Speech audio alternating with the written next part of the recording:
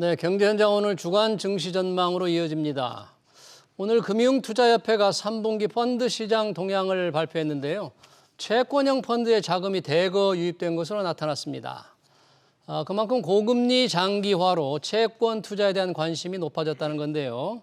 하지만 이스라엘 하마스 전쟁 같은 지역 분쟁으로 시장 불확실성은 더 커졌죠.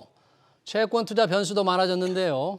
어떻게 투자해야 할지 KB증권 임재균 연구원 모시고 얘기 나눠보겠습니다. 연구원님 어서 오세요. 예, 안녕하세요. 자, 이 채권 투자 잘하려면 금리 동향을 알아야 되는데 지금 국제 금리 특히 미국 국고채 금리가 연준 위원들의 발언 또는 뭐 중동 분쟁에 따라 좀 오락가락하던데 최근 시세 동향 어땠습니까? 일단은 저희 연휴 동안이죠. 예. 연휴 동안에 금리가 굉장히 가파르게 상승을 했다가 연휴 지나고 이제 이스라엘과 팔레스타인 이제 무장정부 하마스 간의 전쟁이 겹치면서 좀 금리가 하락을 한 상황이다라고 보시면 될 것 같고요. 예. 전쟁의 영향, 전쟁에 따른 안전자산의 영향도 금리 하락 재료로 활용이 됐겠지만은 실제로 이제 저희 연휴 기간 이후에 나왔던 연준 위원들의 발언도 조금 시장 금리를 하락시키는데 주요하게 작용을 했다라고 보시면 될 것 같습니다. 네, 실제로 이제 저희 연휴 이후에 연준 위원들 같은 경우가 발언이 어떤 내용이 있었냐라고 보면은 금리가 상승을 하면서 시장 금리가 상승을 하면서 연준이 추가적으로 인상할 가능성이 많이 낮아졌다. 시장 금리가 많이 올랐기 때문에 네네. 기준금리 올리는 역할을 하고 있다 이미. 예, 거죠? 맞습니다. 예. 결국에는 이제 연준이 기준금리를 인상을 해서 그게 뭐 바로 긴축적으로 영향을 미치는 게 아니라 기준금리가 오르면은 이제 이거에 따라서 시장금리가 이제 상승을 하면서 그게 이제 긴축에 영향을 미치는 건데 시장금리가 기준금리는 가만히 있지만 시장금리가 오르면서 이게 기준금리 인상을 대체한다라고 보시면 될 것 같습니다. 네. 지금 그 사이에 미국의 9월 소비자 물가지수 CPI가 조금 예상치보다 높게 나왔잖아요. 그렇다면 11월에 연준의 금리 동결 전망이 좀 높았는데 그것도 조금 변수가 조금 많아지고 좀 전망이 달라졌어요? 일단은 11월 인상 전망은 거의 바뀌지 않았다라고 보시면 될 것 같아요. 예, 근데 이제 문제가 12월 인상 전망에 대해서는 여전히 이제 불투명한 상황이라고 보시면 될 것 같습니다. 그 이유가 보시면은 이제 9월 미국의 소비자 물가 같은 경우가 전년 대비 3.7% 상승을 했습니다. 네. 근데 이제 뭐 대표적으로 국제 유가가 상승을 하면서 에너지 부분이 반등을 한 부분이 조금 물가를 끌어올린 영향이 있다라고 보시면 될 것 같은데 문제는 이제 핵심 이제 유가와 그다음에 식료품을 제외한 핵심 부분이 좀 문제인 것 같아요. 결국에는 연준에서도 핵심 물가를 더 관심 있게 지켜본다라고 했었는데 핵심 물가가 이제 4.1% 기록을 했습니다. 아직까지 이제 둔화세를 보이고 있긴 한데 그 중에서도 특히 문제가 되는 게 주거 비용이에요. 주거비. 예. 사실 이제 미국 내에서 미국의 물가 내에서 주거 비용, 그러니까 저희가 이제 집을 사는 데서 차지하는 비중이 상당히 높습니다.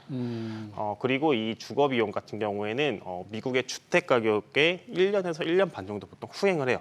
그러니까 이제 주택 가격이 상승을 하고 1년에서 1년 반 정도 있다가 물가 내 주거 비용이 상승을 하고 이제 하락할 때도 이제 1년에서 1년 반 정도 시차를 두는데 이게 주거 비용이 이번 달에 좀 크게 상승을 했어요. 그래서 핵심 근원 물가가 좀 그렇게 많이 떨어지질 않는군요. 네. 그러고 주택 가격을 보면은 작년 7월부터 그러니까 하락을 했다가 7개월간 하락하고 나서 다시 미국 주택 가격은 반등을 했거든요. 그럼 이제 시장에서 걱정을 하는 게 이 7개월간의 하락 구간이 이미 다 물가에 반영됐을 수 있는 거 아니냐. 그러면은 그 다음 달에 발표되는 그러니까 11월 중순쯤에 발표되는 미국의 소비자 물가 10월 물가에서 주거 비용이 상승을 하게 될 경우에 연준이 추가로 인상할 수 있는 거 아니냐라는 좀 걱정을 하고 있다라고 보시면 될 것 같고 이제 11월 FOMC는 11월 초에 있습니다. 그러니까 10월 물가를 확인하지 못하죠. 그러다 보니까는 11월 FOMC는 동결인데 그러면 10월 물가를 확인한 12월 FOMC 때는 과연 연준이 동결할 수 있을까? 이거는 물가를 좀 확인해봐야 되겠다라고 이제 시장에서는 좀 걱정거리가 더 커진 상황이다라고 보시면 될 것 같습니다. 그렇군요. 그러니까 연준 위원들의 좀 비둘기파적인 발언이 있었지만 10월 물가를 확인한 후에 하는 연준의 12월 회의를 좀 주목해야 된다. 네, 맞습니다. 그에 따라서 금리가 과연 어떻게 결정이 될지 좀 지켜봐야 된다 그런 얘기네요. 자, 지금 뭐 이 고금리가 계속되니까 우리 채권 투자들 관심이 좀 높습니다. 한때 고금리가 이제 뭐 정점에 달했을 것이다. 그래서 채권 투자를 많이 한 게 벌써 제 추적으로 한 3, 4개월 정도 된 것 같은데. 맞습니다. 그 당시 증권회사들 마케팅도 열심히 했어요. 네네네. 그때 채권을 산 분들 지금 투자 성과랄까 평가 손이랄까 대체로 어느 정도 선일까요? 뭐 사실은 이제 매수한 시점 그리고 이제 금리 레벨마다 그리고 이제 채권에 몇 년짜리 채권을 샀냐에 따라서 수익률은 좀 많이 갈릴 것 같긴 한데요. 예. 이제 개인분들이 많이 관심을 가지신 채권은 아무래도 20년 혹은 30년 만기의 채권입니다. 아, 그랬어요? 네, 그때 그때 이제 시장 금리가 3.2% 정도 수준인 거고 지금 이제 4.1%, 80에서 90bp 정도가 상승을 한 상황이다라고 보시면 될 것 같고 그러면 이제 조금 손실폭이 크신 분들은 이제 20% 가량 손실을 봤을 수 있다라고 보고 있고요. 뭐 적어도 이제 조금 한 10% 중반 정도 손실을 보한 상황이다라고. 채권 금리가 이렇게 오르면 금리가 이제 가격이 하락하는 거죠. 채권 가격은 거꾸로 떨어져서 네, 맞습니다. 손실을 본다 그런 얘기예요? 네, 맞습니다. 채권 같은 경우는 금리가 상승을 하면은 가격이 하락을 하고 금리가 하락을 하면 가격이 상승하는 건데 이제 3, 4개월 전쯤에 금리가 이제 3.2%대 많이 3.2, 3.3 요때 많이들 매수를 하신 상황인 거고 근데 이때보다 금리가 많이 상승을 한 상황이다 보니까는 조금 손실을 보고 계시다라고 보고 있고 근데 저희 같은 경우에는 계속 그때 지금 굳이 들어갈 필요가 없다. 굳이 들어가지 말고 어차피 금리는 이때 너무 과도하게 금리 인하에 대해서 기대가 과도하다 보니 금리가 이 금리 인하 기대가 좀 후퇴를 하고 금리가 반등했을 때 조금 계속 사자라고 계속 이제 그때도 계속 말씀을 드리긴 했습니다. 그렇게 KB증권은 그랬습니까? 네네. 저희는 계속 이제 그때는 굳이 따라가서 할 필요 없다라고 말씀드리고 그랬어요? 있었습니다. 그런 얘기를 이 개인 투자자들이 조금 주목을 하지 않았는데 그러면 당시에 금리가 정점에 달했다는 분석이 꽤 많았는데 네. 지금은 정점에 달한 겁니까? 저희는 정점에 좀 달했다라고 이제는 보고 있습니다. 그래요? 정점에 달했다? 네, 최근 같은 경우 금리가 크게 상승을 했는데요. 결국에는 연준의 긴축 장기화, 뭐 경기에 대한 자신감을 가지고 긴축 장기화를 하겠다라고 하면서 금리가 조금 많이 상승을 했고 거기에 플러스 조금 이제 매수세가 실종이 되면서 금리가 이제 더 크게 상승을 한 모습이 보였다라고 보시면 될 것 같고 저희는 금리의 정점을 어느 정도 확인한 게 아닌가라고 생각이 들고 있고요.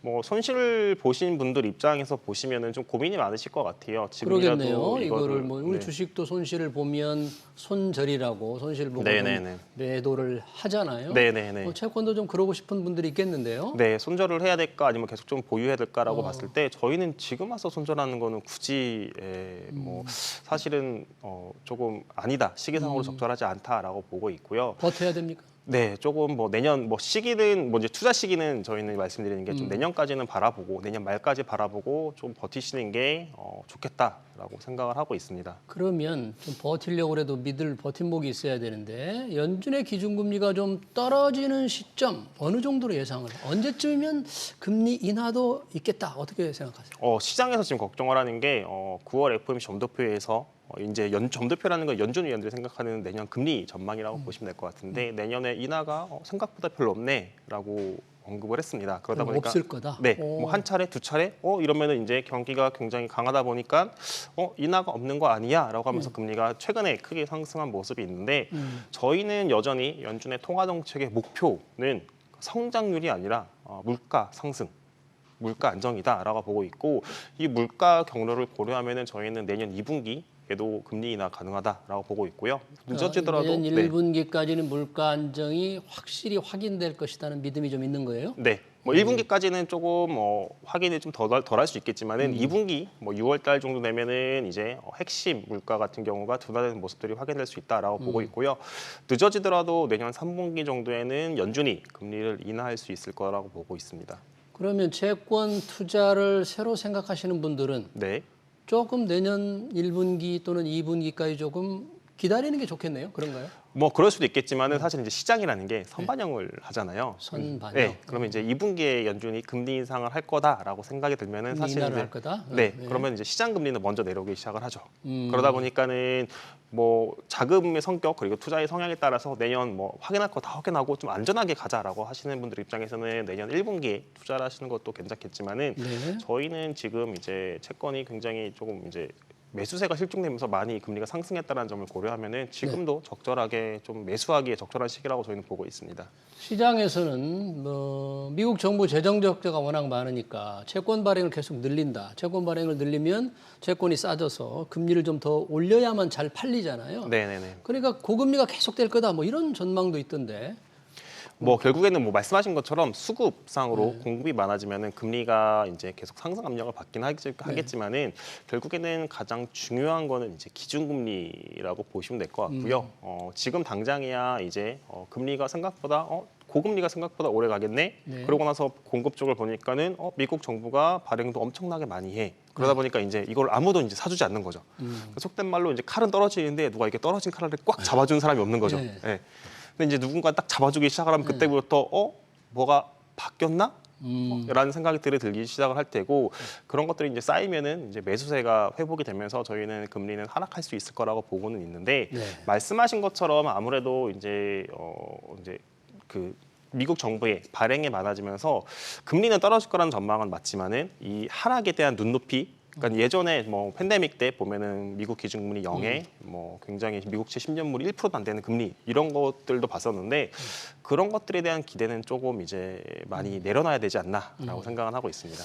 예, 저희가 금리 얘기를 많이 하고 있습니다만 결국 채권 투자라는 게 이 채권 이자를 또 따박따박 받는 거잖아요. 네, 맞습니다. 근데 그렇게 투자를 3, 4개월에서 손실을 봤다면 채권이 뭐 안전한 투자 자산이냐 이런 부분에 대한 좀 지금 회의가 좀 들 것 같아요. 네. 안전한 자산인 줄 알고 했는데 이게 웬일이야 이렇게?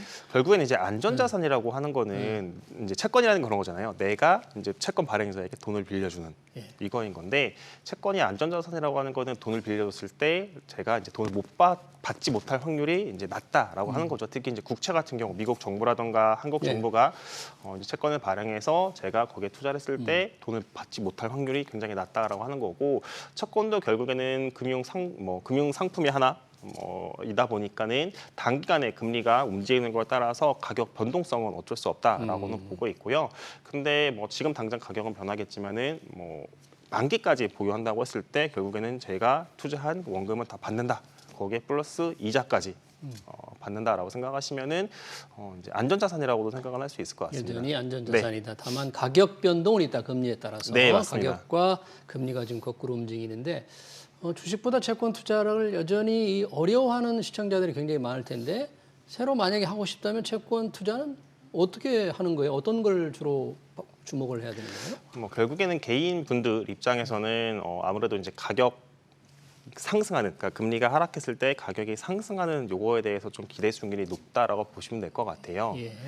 그러다 보니까는 뭐 단기 쪽 단기물 채권 같은 경우를 투자를 해서 이제 뭐 예를 들면 1년짜리 투자를 해서 1년 뒤에 그냥 이자를 상환을 받는 거죠. 이건 이제 가격 변동에 대한 기대가 없이 오직 이자만 받겠다. 이자 수익만 생각한다면 네. 단기 채권. 네, 그렇게 보시면 될 것 같고요. 혹은 이제 이자도 좋지만은 거기에 플러스 금리가 하락할 것 같으니 거기에서 채권 이제 매매를 해서 사고 팔아서 가격적으로 좀 내가 이득을 보겠다라고 하시는 분들 입장에서는 장기물 채권 쪽을 조금 관심 있게 보시면 된다라고. 장기물은 몇 년짜리를 말씀? 뭐 보통 10년짜리부터가 장기물로 보고 이제 20년, 30년물 같은 경우는 초장기물이라고 저희 이제 언급을 하는데 이제 작년부터 사실은 개인분들이 채권 투자를 많이 하셨고 그 매수하신 종목들을 보면은 거의 다 이제 20년물 혹은 30년물 채권이라고 보시면 될 것 같아요. 30년짜리 네. 채권. 투자 기간이 긴 채권, 만기가 남은 긴 채권은 상대적으로 변동 위험이 더 큰 네, 거죠. 작은 맞습니다. 것보다. 예, 아무래도 저희가 이제 채권에서 보면은 이제 가격 변동 폭이라고 하는데 이제 듀레이션이라는 개념이 있거든요. 이제 설명하면 좀 복잡해지는데 그냥 쉽게 말씀드리면은 내가 100만 원을 빌려줬을 때 100만 원을 회수하는 기대 이런 그 뭐랄까요? 원금을 다 찾을 수 있는 기간. 네, 그런 기간. 거죠? 네, 기간이라고 보시면 될 것 같아요. 그래서 보통 이제 10년짜리 채권이라고 하면은 중간에 이자를 받다 보니까는 이제 10년보다는 듀레이션이라는 게 짧습니다. 좀 짧겠죠? 네, 뭐 9년 정도 되고 30년은 한 20년 정도 되는데 30년물 채권 20년 정도가 듀레이션 되는데 그러면 이제 듀레이션이 길면 길수록 금리가 변동을 했을 때 가격 변동폭이 크다라고 보시면 될 것 예. 같고 저희가 이제 상반기 때 개인 투자분들이 이제 20년물, 30년물 채권을 많이 매수를 하신 게 금리가 내려갈 것 같으니 그러니까요. 네, 그러면은 금리가 내려갔을 때 가격 상승폭이 가장 큰 게 20년 혹은 30년물이죠. 만기가 긴 거다. 네. 그러다 보니까 그쪽에 많이 이제 매수를 하셨는데 문제가 이제 금리가 이제 안 떨어지는 거야. 예, 기대와 반대 방향으로 가다 오히려 보니까는 올라.